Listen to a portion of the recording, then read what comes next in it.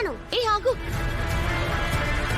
నా సైజును చూసి నువ్వు తక్కువ అంచనా వేయకు. నిన్నేరా పిలుస్తోంది.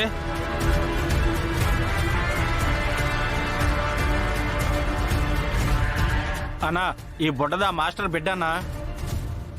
ఏ పాప, మా వాళ్ళు నాలాంటి సింహాన్ని తీసుకొస్తారని ఎక్స్పెక్ట్ చేయలేదు కదా.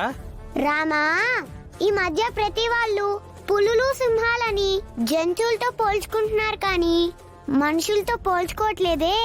ఏయ్, మా వాడిని కొట్టారంట. నిన్ను కూడా కొడతా. నీకేమైనా అబ్జెక్షనా? ఏంటి నన్ను కొడతావా?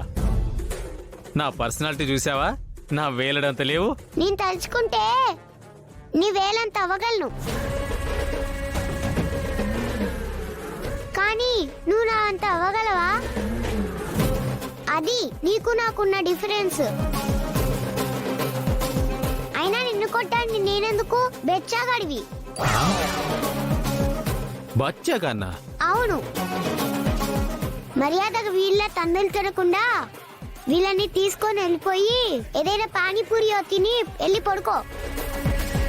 ఏంటి సార్, వాళ్ళని ఇంకా రెచ్చగొడుతుంది? ఫస్ట్ నుంచే ఆమె కొంచెం అత్తమ్మా. వాళ్ళని రెచ్చగొట్టుడు కాదు, తన మాటలతో వాళ్ళకే నడుమ పంచాయతీ పెట్టి వాళ్ళే కొట్టుకునేటట్టు చేస్తుంది. నువ్వు పోయి వాళ్ళకి ఏదో ఒకటి నచ్చజెప్పి కూల్ చేయమ్మా.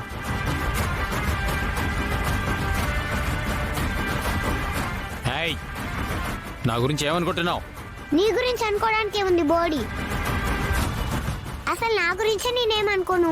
ఇదిగో, నాకు గాని కోపం వచ్చిందంటే ఐస్ క్రీమ్ తినిపిస్తావా? పానీపూరి తినిపిస్తావా? ఏ జూనియర్, నువ్వు ఆగు. అన్నా ఇదే అన్న మమ్మల్ని కొట్టింది. చూడన్నా, నేనేం ఊరికే కొట్టలేదు. ప్రాక్టీస్ చేస్తుంటే మీ వాళ్ళొచ్చి అల్లరి చేశారు, అందుకే కొట్టాను. అల్లరి చేస్తే కొడతావా? నేను చేస్తా, నన్ను కొడతావా? సేమ్ టు సేమ్ కొట్టుడు. ఇంకొక 2 ఎక్కువ పడతాయి కానీ ఒక్కటి కూడా తగ్గదు. ఏయ్!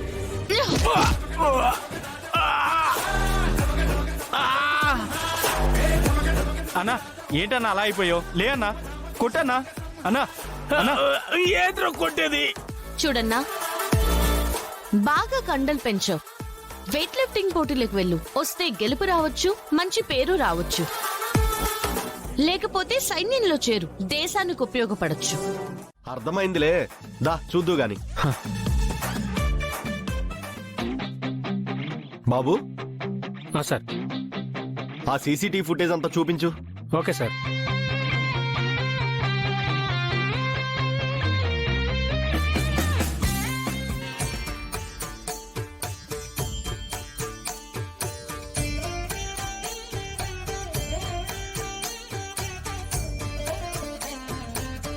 సార్, ఇదేంటి సార్, ఇక్కడ వరకే ఉంది ఫుటేజ్. అదిగో బ్యాక్గ్రౌండ్ లో పాట కూడా వినిపిస్తుంది. మరి ఫుటేజ్ ఏమైంది సార్? మాకు అక్కడ వరకే ఫుటేజ్ దొరికిందయ్యా. దీని తర్వాత డిలీట్ అయిపోయింది. అదేంటి సార్, మొత్తం ఫుటేజ్ దొరికిందన్నారు కదా? దొరికిందని అనుకున్నాం, కానీ మీరు అడిగింది 1 year ఫుటేజ్ అయ్యా. ఇప్పటి వరకు ఉండడమే గొప్ప. మిగతాదంతా డిలీట్ అయిపోయింది.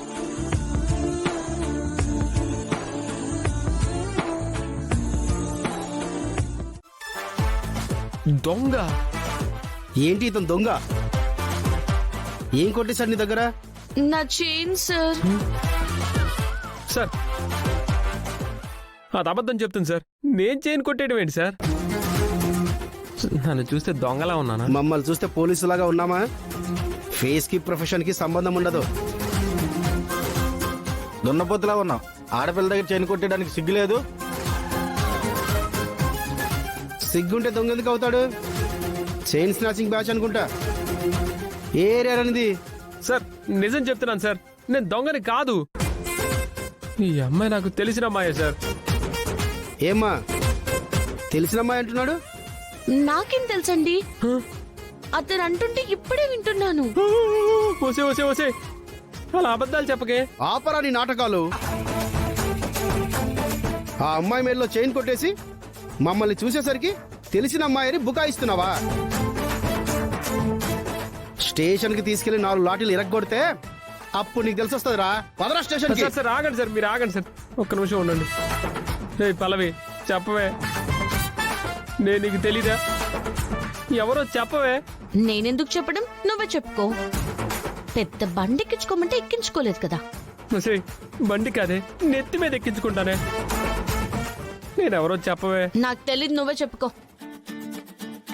ఆ అమ్మాయి నీ మీద రిపోర్ట్ చేస్తుంది కానీ ఇంట్రెస్ట్ చూపించడం లేదే. నిజం చెప్పు, లేదంటే లాఠీ ఇక్కడే విరుగుద్ది.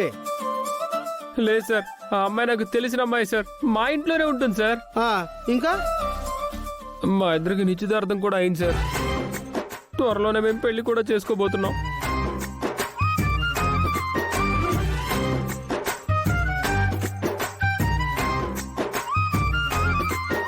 అమ్మా ఏంటిది? సిగ్గుపడుతున్నాను సార్. మరి ఇప్పటి వరకు వీడిని దొంగ అన్నావు. అవును సార్, నా మనసు కొట్టేసిన దొంగ. మరి చైన్ కొట్టేశాడన్నావు. నా మెడలో ఉన్న చైన్ కి నా మనసును ముడేసి లాగేసుకున్నాడు సార్. అంటే మీరిద్దరూ కాబోయే భార్య భర్తలా? ఆ మాట ఆయన నోటితోనే చెప్పాడు కదా సార్. ఏమయ్యా, కాబోయే భార్య భర్తలు అంటున్నారు. సరసాలు ఇంట్లో ఆడుకోవాలి, లేదంటే పార్క్ లో ఆడుకోవాలి. ఈ రోడ్డు మీద ఏంటయ్యా? అంటే పార్కులో బెంచీలు లేక ఇలా రోడ్డు మీద తిరుగుతున్నాం సార్. తప్పమ్మా, అన్నలాంటి వాడిని చెప్తున్నా, రొమాన్స్ రోడ్డు పాలు అవ్వకూడదు.